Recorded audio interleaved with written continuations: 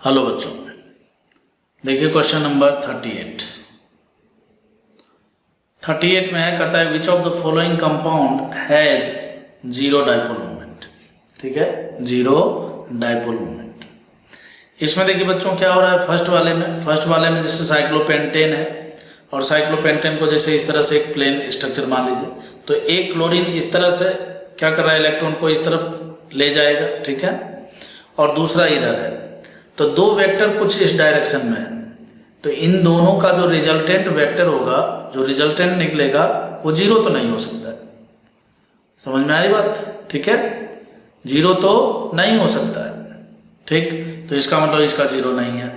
कैसे पता करते हैं? आप जानते हो रिजल्टेंट का फॉर्मूला होता है, फिजिक्स में भी पढ़ाया जाता है, P square plus Q square, है ना, प्लस 2pq cos थीटा। ठीक है बच्चों,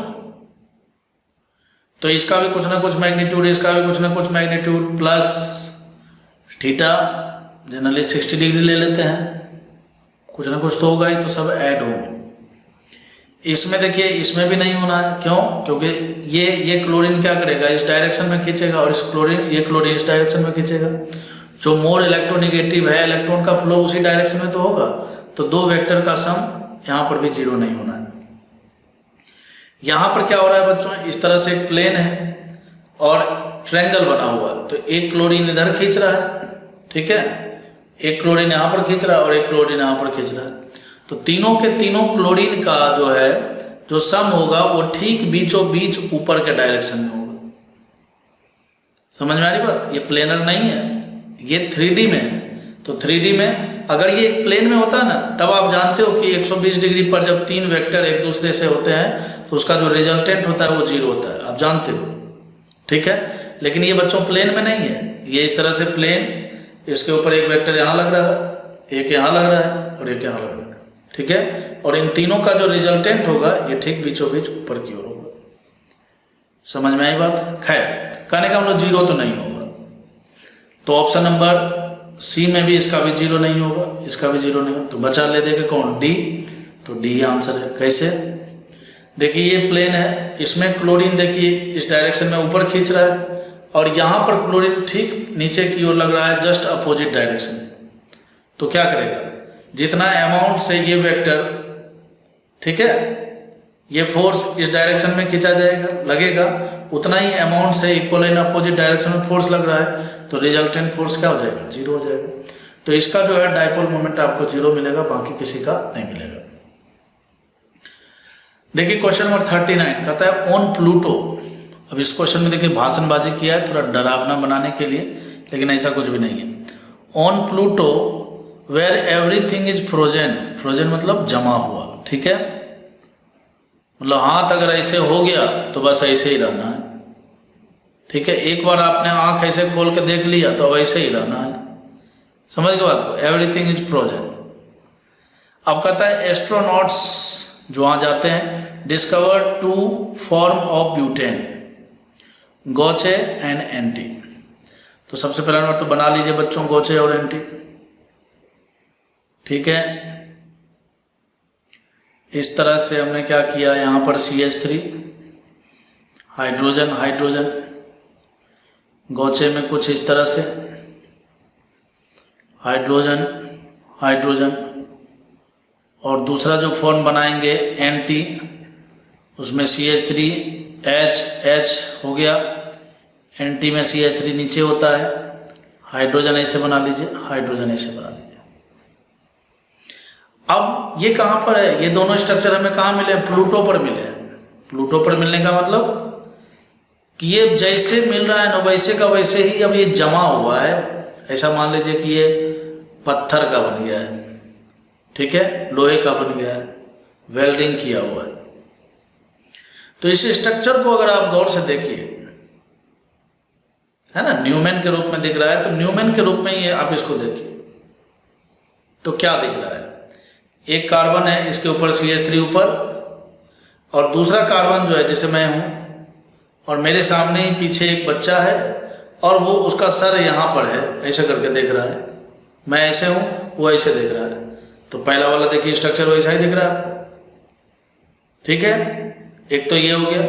और दूसरा स्ट्रक्चर में क्या दिख रहा है कि ऐसे सर ऊपर है और दूसरा जो है जस्ट लटक के देख रहा है नीचे से। ठीक है, मेरे कहने का मतलब जैसे आपको स्ट्रक्चर दिख रहा है वैसे ही देखिए। अब उसके बाद बताना कहता है, देखिए यहाँ बोला हुआ भी assuming there are no rotation around the single bond. सही है भाई, नहीं, जब फ्रोजन ही हो चुका है तो नहीं, तो which statement are true, correct. तो दोनों एक दूसरे के क्या होंगे बच्चों, इनांशियोमर तो होने से रहे, क्योंकि मिरर इमेज तो होने से रहा भाई। दोनों, पहला स्ट्रक्चर है उसमें दोनों के सिर ऐसे हैं, एक का ऐसे है और दूसरा यहाँ से देख रहा है। ठीक है, और इसमें क्या हो रहा है, इसमें देखिए कुछ ऐसे। ठीक है, तो इनांशियोमर नहीं है, तो दोनों एक दूसरे के मिरर इमेज ही नहीं है, तो ये डायस्टेरियोमर्स होंगे। तो ऑप्शन नंबर बी इसका करेक्ट आंसर। मैं जो तो बोल ही नहीं सकते, पीओएस नहीं है इसमें। ठीक है, खैर, तो क्या ये बात आपको समझ में आ गया।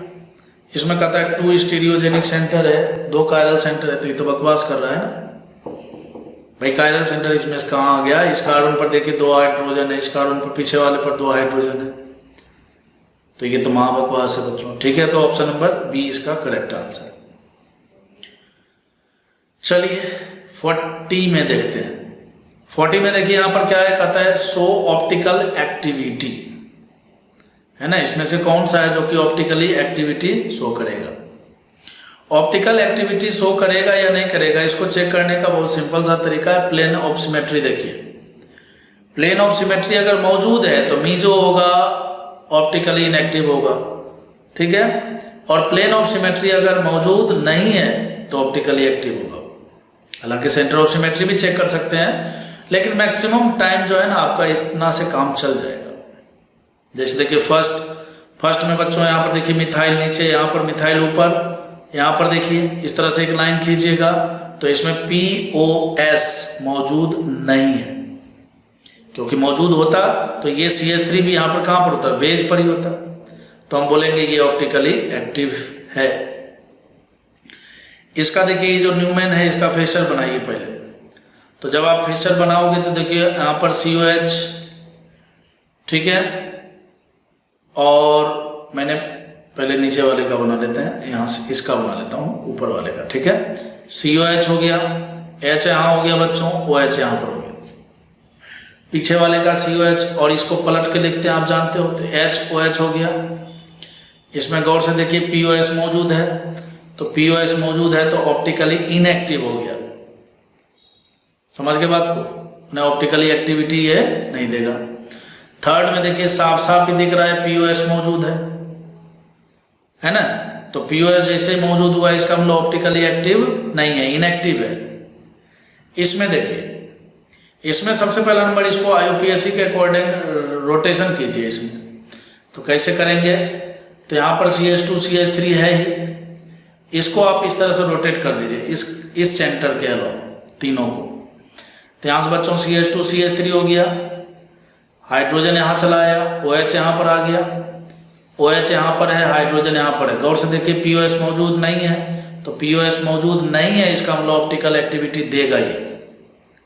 ठीक है, अब ये 50% A और 50-50 mixture of C and D। अब देखिए C और D को गौर से देखिए आप।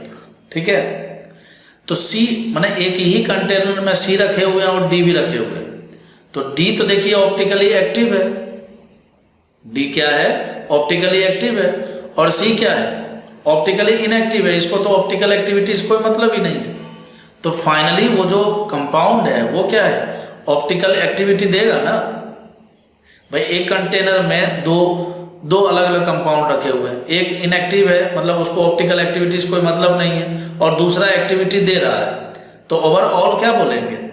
जैसे एक घर में 2 व्यक्ति है, ठीक है, एक को जो है दुनियादारी से कोई मतलब ही नहीं है, बिल्कुल भी मतलब नहीं है, ठीक है, और एक जो है बहुत ज़्यादा एक्टिव है ये हर चीज़ में, तो क्या बोलेंगे कि नहीं वो घर ही खत्म है, कि भाई एक बिल्कुल भी नहीं है और एक है, कैंसिल हो गया। नहीं, ओवरऑल बात करेंगे ना, ओवरऑल बात करेंगे कि नहीं भाई एक मतलब नहीं रखता है लेकिन एक तो है।